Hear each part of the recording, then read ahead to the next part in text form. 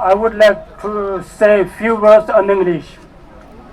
If we are gathered here today in front of the United Nations in Geneva to observe 74th anniversary of the Universal Declaration of Human Rights, since then, in different parts of our planet, many countries, many peoples have benefited from this Universal Declaration of Human Rights.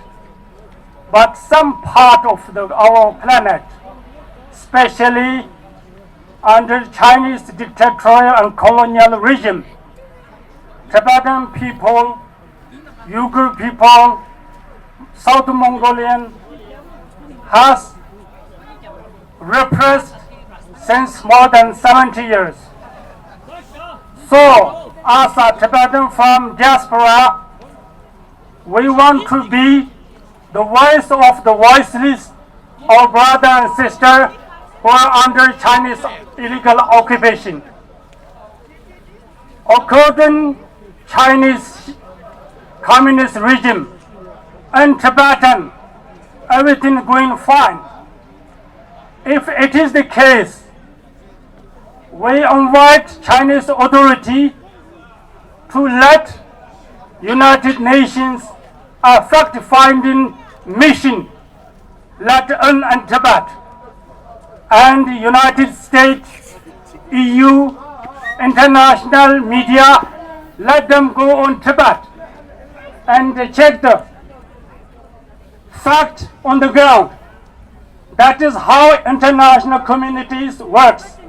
How China can be a credible world power, and how China will be accountable for its acts. We, as a people of Tibet, we consider China only our eastern neighbor. We refuse to see them as our master. China's presence in Tibet, China's illegal occupation of Tibet, it is contrary to the international law, which violates the principle of Tibetan national sovereignty, the principle of Tibetan territorial integrity. If we are here to ask in front of UN to say, according to the UN Charter, every country has to be respected in their sovereignty and their territorial integrity, as China demand for themselves. We are a free people. We have equal right before law. That is what we are asking for last more than 62 years. Since Tiananmen massacre in 1989 and the Tiananmen Square in Beijing, after more than 32 years, last November 25th, from Lhasa, from Urumqi, Uyghur historical capital, from Shanghai, different across China's different province, academic community, common citizens took to the street to ask to end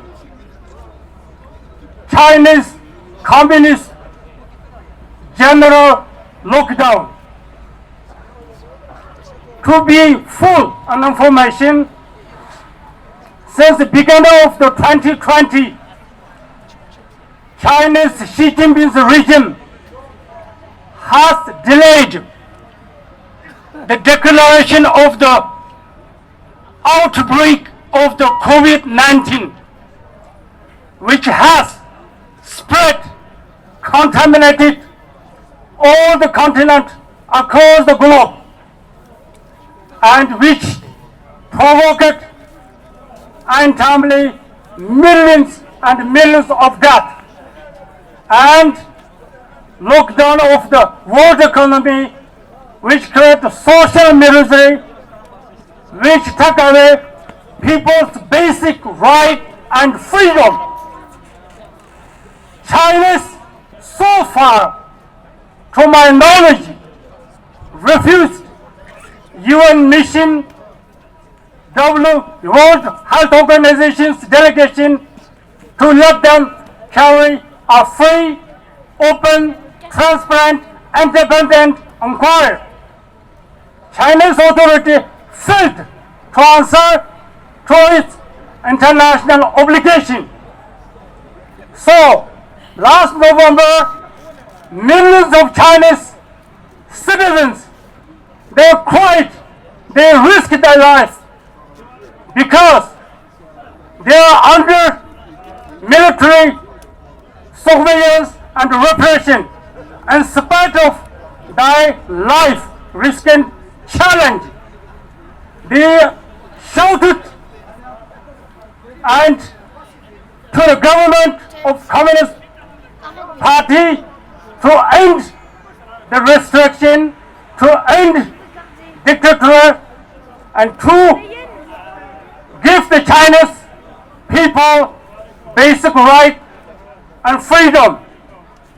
So, since then, as Tibetan, as Uyghur, as Mongolian, as Chinese Democrat, we don't feel anymore alone. We have more than 1 million Chinese common citizens who who ask restoration of freedom, democracy, transparency, political pluralism, and China's communist dictatorship. So, to remind Xi Jinping, if you want to hear today, His Holiness moderate, very generous offer in the framework of middle way approach, whereas seeking a consensual and negotiated, mutually agreeable political solution to the problem of Tibet. If not, you are going to have end communist regime and which its dictatorship, because people of China, they are fed up with China's communist single thought, propaganda, injustice, repression, organ transplantation, and detention of the millions Uyghurs, and civilization of Tibetan culture and Tibetan identity in the name of China's bilingual education policy, which wipe out and the Chinese school curriculum, all the school programs since this month going to be touched through only Chinese Mandarin. This colonial agenda, we are going to make it fail because of we have strong, determined, and we have also a lot of international support and different EU, Parliament, government, national parliamentary support groups, international media who support through the objective fact. They support our basic right and freedom. So we have a large support from the people across the different continent. So I say, as a Tibetan freedom fighter, with our fellow countrymen who settled in the Switzerland. So through this occasion, I would like to take this opportunity to say our gratitude, our appreciation to the government, people of Switzerland, to have received one of the largest Tibetan community in Europe, and through their freedom, our freedom struggle has been carried in the very good condition, with your moral support, with your political support, with your financial support. We will continue and we shall come over. Bodhgyalo! Bodhgyalo! And Taton, Kosa Changun Jawan Tantan Chimpa Chola, Kasi Japa, Tengare, Golo Jata, Nishistana Vijaka, Tonton Kipchin, Tonton Jawanangja, Gonton Jata Nikastana Vijaka, Tomo Champita, and you rounded Chitue, Burma Yongum, Talam, Dosak Chitue, Chimsang Chingdang Yombata, and you were sitting Yamtum Tola, Mambo, Mongzu Rawala, Belarui, Mundanda Chitaning, Teronga, Teron Yamri Jazok, Likong de Lanka, Kakas Gondrami Todanimo Sonsik, Limbo de la Pemi, Samala, and Tujiche, Tujana.